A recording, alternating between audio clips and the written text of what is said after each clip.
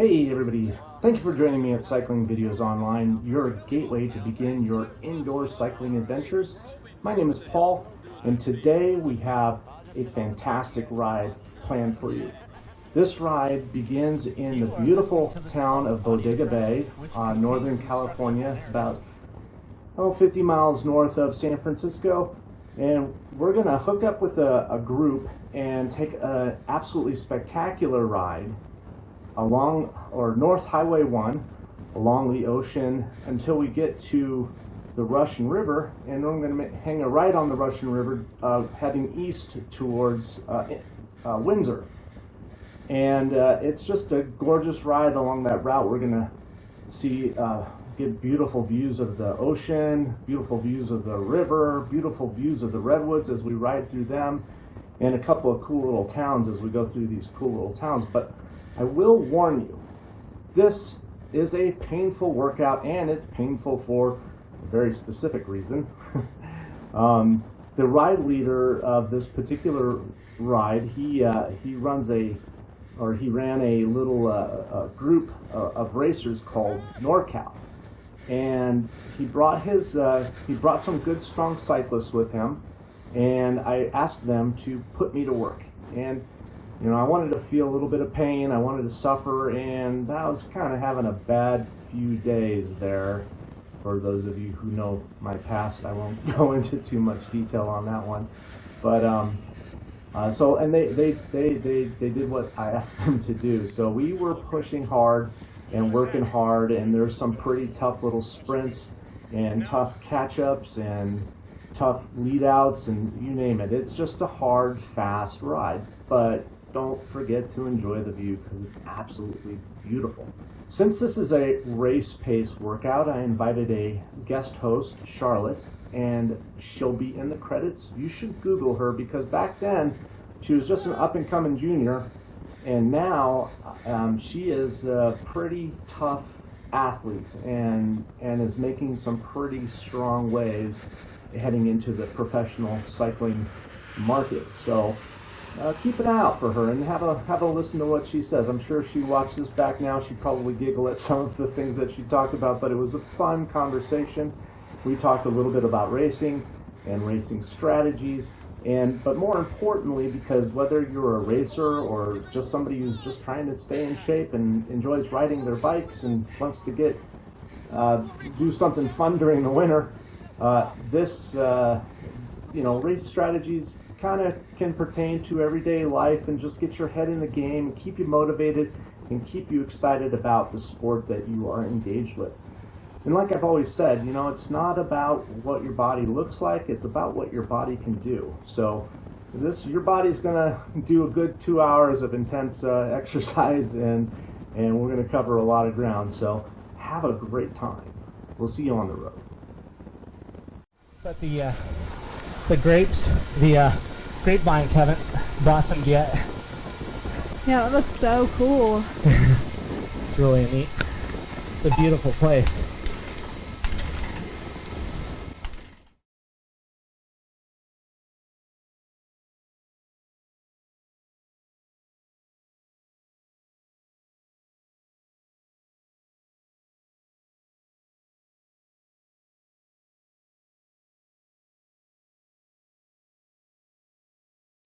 I'll just sit right here and smile. It'll spelled out. Right. Yeah. You still get some of that feature on that. All right. Well, yeah, that was just a stretch. It turns into gray. So, all right, Paul, we ready? Kids ready? Yeah. All right, Jim, Is Tom. anybody here I haven't met?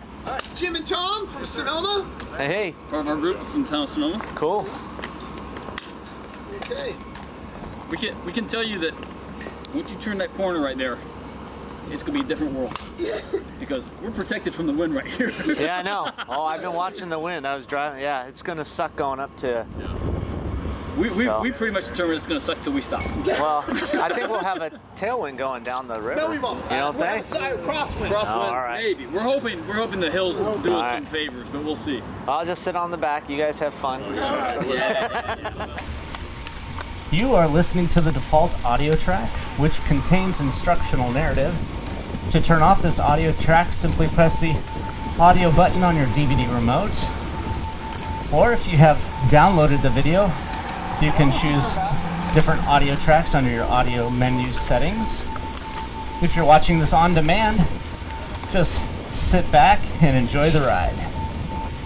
Well, welcome everybody to gorgeous Bodega Bay, California. We've just got here. If you were with us on the last going to the distance ride, we rode into this very parking lot, and now we're rolling out with the group VeloCal, located in Sonoma, California, and led by Tim.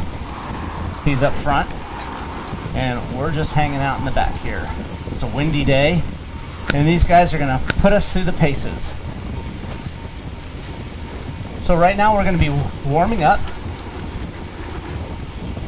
and what I'd like you to do is calibrate your bike and your body for the gearing that is being suggested, and pedaling at a cadence of about 80 RPM here.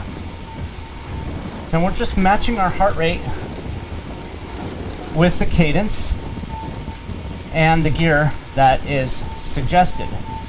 And once you've matched your heart rate to that gearing and that cadence, you'll know the rest of the video will synchronize in effort very easily.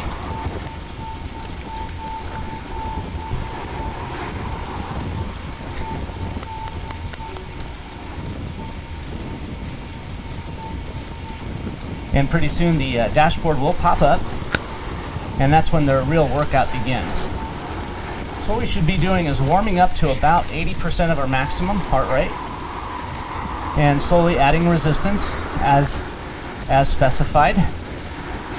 And if you're working too hard, then try either a gear lower, or you might want to try increasing the pressure in your back tire. If you're on a trainer, if you're on a spin bike, adjust that tension just so that the resistance is producing the heart rate that you would like to have. And that is specified on the top left of your screen.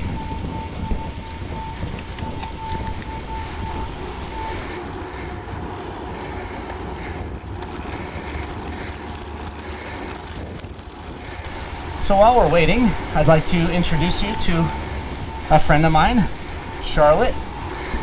Hey guys. Charlotte is a junior racer for the Prestige team. And if you guys remember Adam from the last video, well, he's her coach. Yep, he is. And he was nice enough to suggest that she come help us with the video. And Charlotte is an aspiring racer. I think you want to go pro, right? I do, I really do. Big dream. Big dreams. And so what we're going to talk about a little bit later on is some racing techniques, and I want to get her perspective on this. And I know probably a lot of people who are watching this aren't racing, but I think there's going to be a lot of useful and helpful information that you can acquire for the sport. So if you're out with your friends, or you just see a carrot on the road that you want to catch, this might help you out.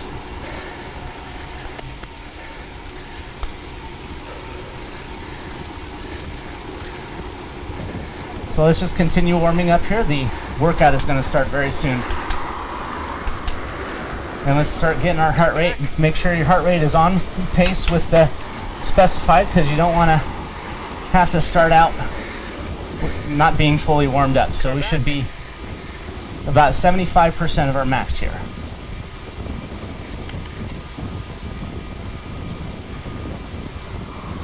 I actually have a copyright for this music, believe it or not. That's awesome. It's a band from Boston. Oh, that's cool.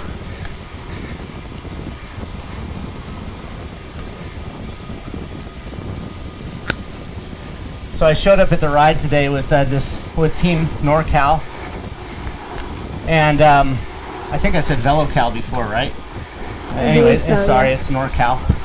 That's what happens when you're doing this live. I showed up and I said, hey, don't pull any punches. Let me see what you guys got. And in hindsight, that was probably not a very good idea. Because the reason I wanted to talk a little bit about racing was that I think these guys were really trying to put me through the paces, or each other, or a little bit of both. And so we're going to really start getting our heart rate up to some pretty big efforts. There'll be some sprints and some breaks, and yeah, you'll see what I'm talking about. Somebody threw a ping pong ball here. See if you can see it. Oh, there it is. Oh my gosh. That's great. At least it was a ping pong ball. Yeah, right.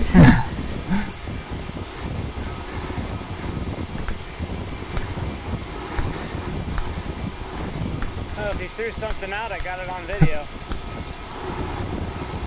Alright, well, I'm going to walk you guys through the dashboard real quick. And then we're going to start our conversation. I think you're going to find it really interesting.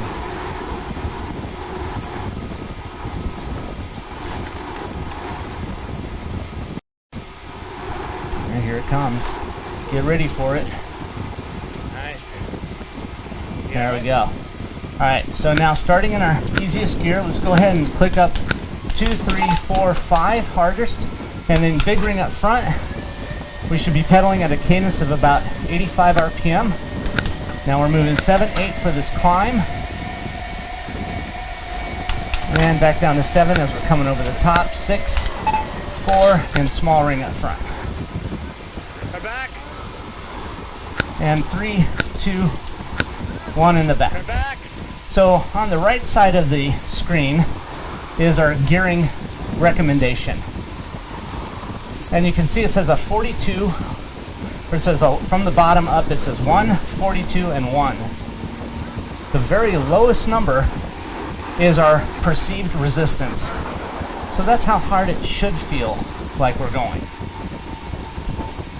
The number above that, the 42, is representing our front gear, or front chain ring. So the 42 is the small ring, and the 52 would be the big ring. So when it goes up to that 52, you're going to add on a lot of resistance there, and it's usually reserved for climbs or fast sprints. Above that, you see the number 1. It's just above the blue line, and that's showing that we're in our easiest gear in the back. And this gearing is basically, it's designed if you have a 10-speed in your rear cassette. So if you're running a 9-speed or something, just skip the first shift change or something like that. So when it shows up as a 3, you might want to go to your second ring in the back. And then just follow that gearing all the way up to 10. Showing on your left-hand side of the screen is our heart rate, which just went up to 70%. And we're taking it easy here. We're kind of going downhill. Well, not anymore. 3, 4, 5, 6 in the back. Heart rate's at 70%. Now it's going up to 73.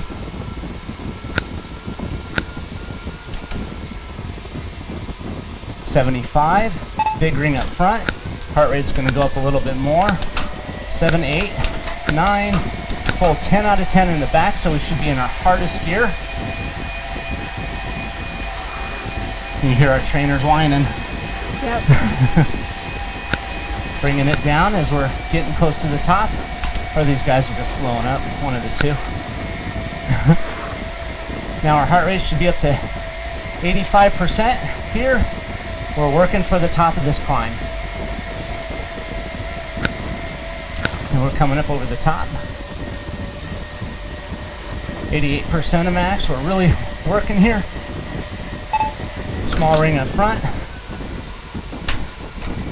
And now below the heart rate.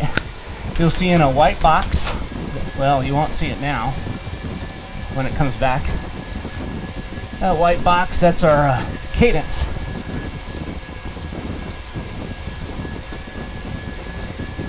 Isn't that beautiful?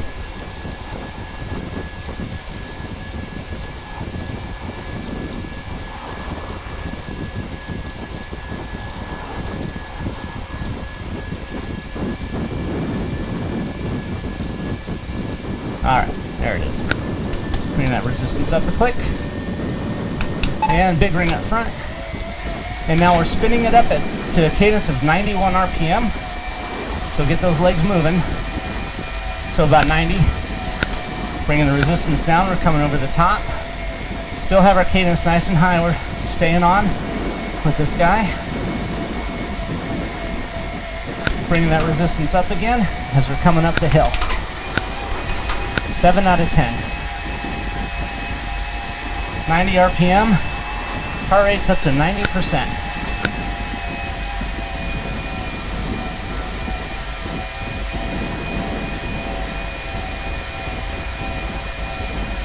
And to the left of that 85 RPM is the RPE scale, showing a 7 out of 10. And this is how hard it feels like you should be working. Now it's down to 4 as we're coming over the top. Easiest gear for drafting.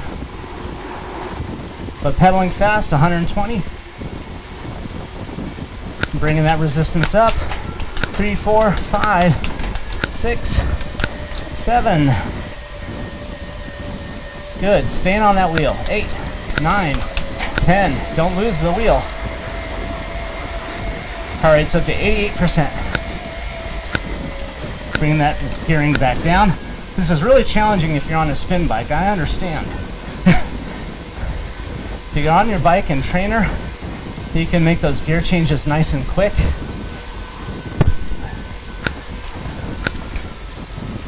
But this is just the dynamics of a group ride or a race, is that there's constant changes in effort, perceived effort, resistance, pedaling cadence. You're monitoring the guy in front of you. You don't want to bump wheels. Keeping an eye on the environment, looking at the guy up front. Where is he at? Where do we need to be? Looks like we're going to have to make up a little ground here because Tim is kind of taking off here. So bringing that resistance up, 3, 4, 5, 6. Big ring up front. Let's start climbing for the top. Let's start, I think we're going to start passing here. 8, 9, full 10 out of 10. Let's go get up there. Staying on a wheel here. Bringing the resistance down.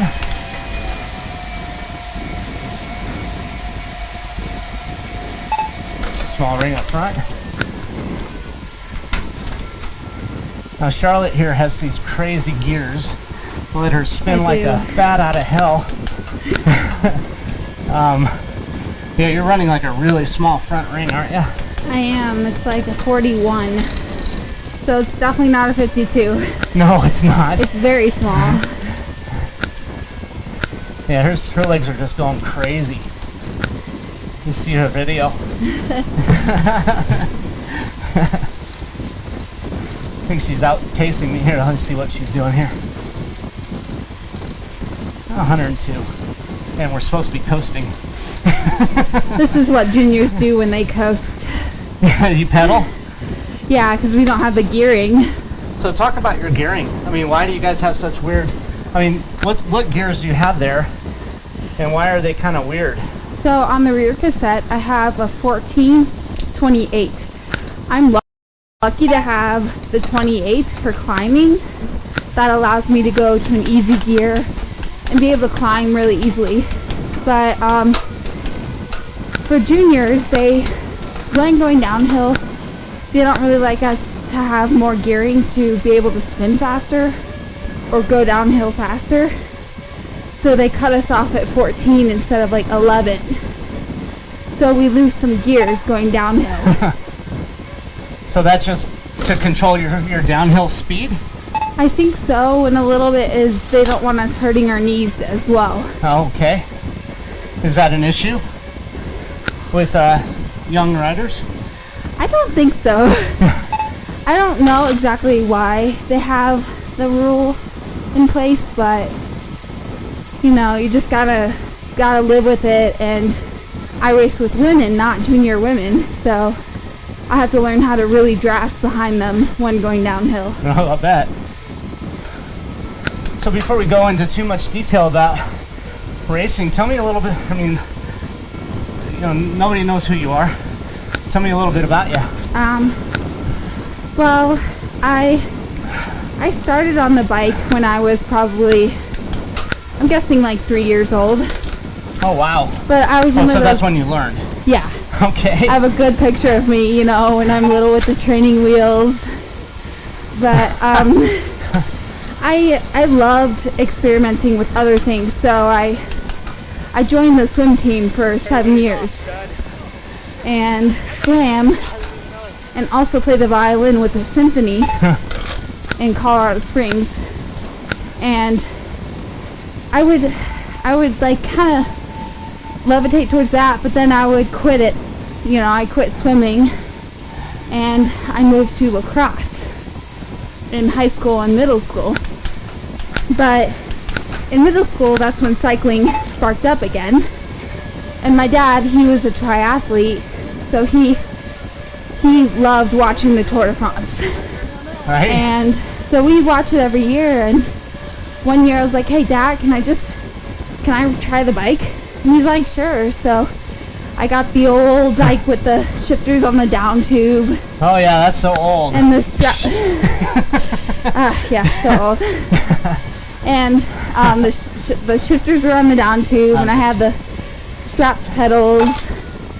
And I learned on that bike for a few years, and that was about 7 years ago. Uh-huh. So I've been riding the bike for a long time, and I got seriously into racing 2 years ago. Oh wow. So yeah, it's been quite an experience. You're racing with Prestige Imports, right? I am. On the junior team. What does that mean? I mean, is that a development team, or I mean, what They are. Yeah. I think they really are, because we have really good riders. So they see some potential in you. Oh yeah, Why? I'm hoping, because I've really sprung up really fast. Oh, Usually yeah. it doesn't take 2 years for a racer to get at my level. Sometimes it takes more. Uh-huh. And so I'm just really dedicated. I'll set my mind to something and I'll do it. What level are you at? I'm a Cat 3 right now, Not bad. which is one down from Cat 4, but I'm hoping to get to Cat 2-1 this year. So you're a Cat 3, and but there's no age discrimination for USCF cats, right? Nope. Awesome. They allow me, so I love that, because there aren't that many junior girls in Colorado. Right? So I'll be racing against like one other instead of where I could be racing against 20. Wow. So you guys might be wondering why I'm bringing Charlotte on here. Normally I'll have Danny Summerhill is here working out with us, and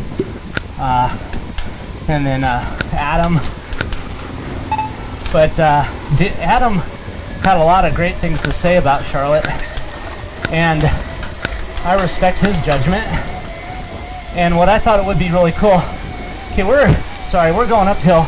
Pedaling cadence of 94%, full 10 out of 10 here. Now a 9, trying to hold this wheel here. So hold on, I gotta catch my breath. 90 RPM. Driving that heart rate up, almost 90%. Bringing the resistance down, coming up over the top. Small ring. Sorry, I have a hard time dialoguing. It's good, you're working out then. Heck yeah.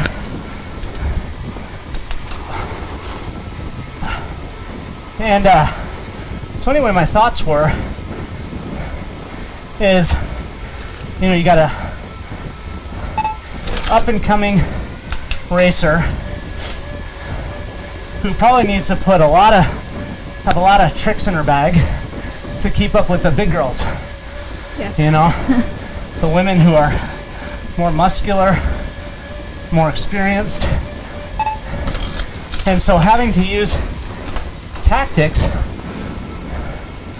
is pretty critical, I'd imagine. Oh yeah, for you. very critical. I mean, that's why you have to have a good year of experience in your category before you upgrade, because they want you. It's not because you're strong, really. I mean, that's a little aspect, but you need to be able to know how to be in a big group when you're pushing 200, 300 watts or more. Right?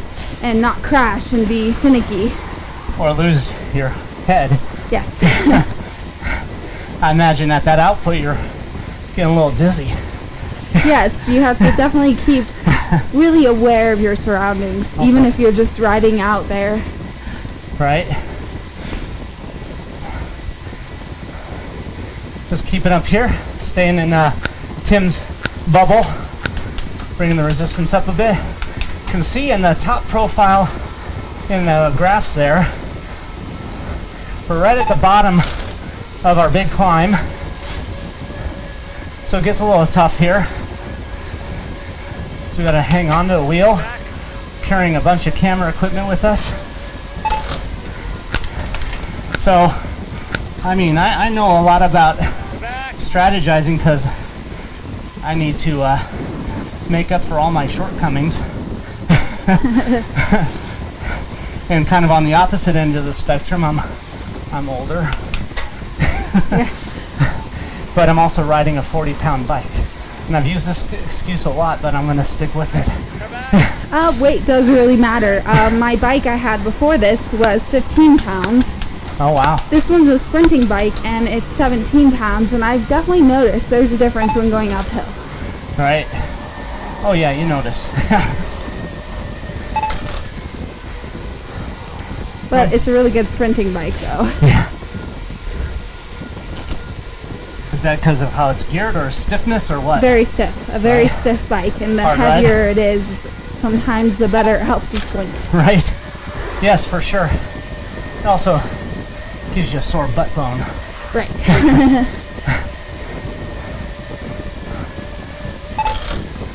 Alright. Staying on here. Don't lose the wheel in front of you. You gotta just keep pedaling. Stay on it.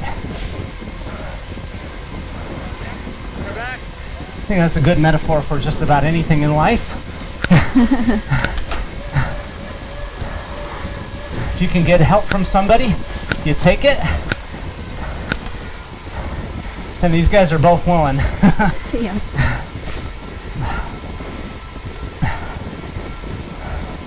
So Charlotte and I were having a little conversation before we put together this video, and I learned some pretty amazing things about her that I think a lot of us probably never had to deal with. We're coasting here, guys. Let's take a little breather. Follow him down the hill.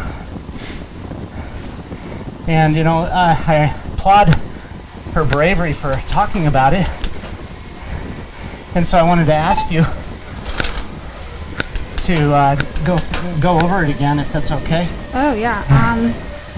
It's actually been a gaining problem in women today, and some men. But a couple years ago, I developed an eating disorder and was admitted into the hospital for anorexia nervosa. So I was weighing, I'm like 5'5" at the time, and I was about 100 pounds, which is, you're too light. And my heart rate got down to about 25 one night, where they wanted to admit me into the ICU, but they decided to just keep a good eye on me, and I was in the hospital of Children's Hospital for about 3 to 4 weeks. And then I was transferred to an eating disorder unit that was just a building over from the Children's Hospital. And that's when I started the program to get me back to eating And that was probably the hardest thing I've ever had in my life, because some people think it's so weird to starve yourself, but you get into that thing where you just don't want the change, and it's just a constant circle. And so I spent my entire summer of my freshman year of high school in a hospital. Wow.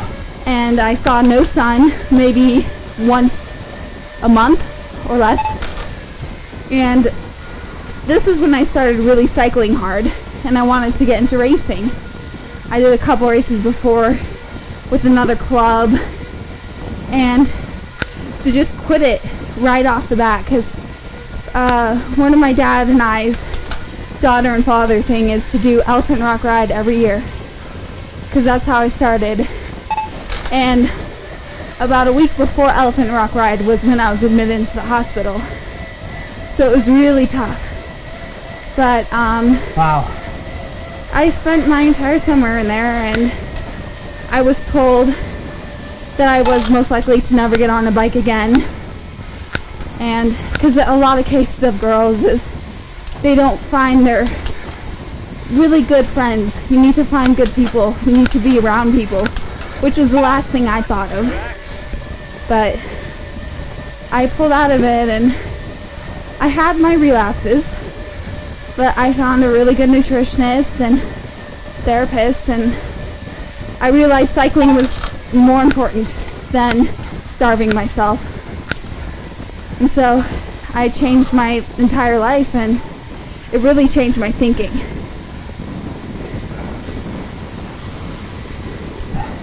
Now, are you crediting your change to cycling, or did something else motivate you to make this change? I think cycling really did. Something about cycling, I even told my parents, because I always jump from sport to sport, and they're like, oh, well, she'll just go to another sport in 5 months, something like that. And I was like, Dad, this is something I'm gonna do. And he was like, yeah. And that just, them kind of being like, oh, she'll change, just made me even stronger. I was like, I love cycling. It makes me feel free. It allows you to be in the power of now. It doesn't let you focus on, oh, I need to go to work tomorrow. And you're like, oh, I gotta sprint. Oh, there's a wheel. So that really drove me to change. And I was also told in the hospital that, I might never ride a bike again. And I was like, no way. You can't make me do that. So that made me just push harder to improve and recover. Well, it's really cool that you recognize or that you said the power of now. And a lot of the things that I like to try to talk about and emphasize is that endurance sports is not about your destination. It's about the journey. How do you feel about that? Oh, it is. I mean, I look around because I love just watching people, which sounds creepy, but it's just the humankind is just an amazing machine, and we are all so dedicated on the clock every second, and we're always scheduling things, and it's really nice to get your head away from that and have where you can just go out and ride and enjoy nature. It's just really, really helpful. Yeah.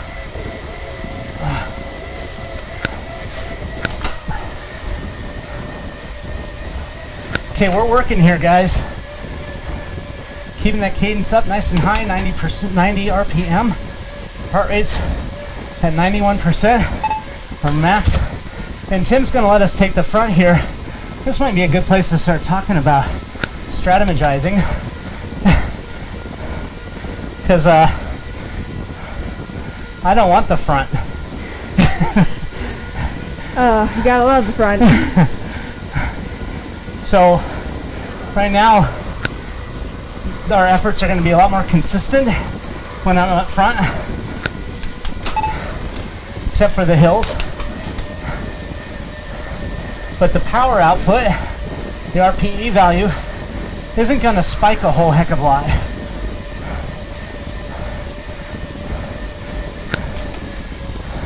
So maybe we can start there. What have you learned about taking a lead or taking the pole versus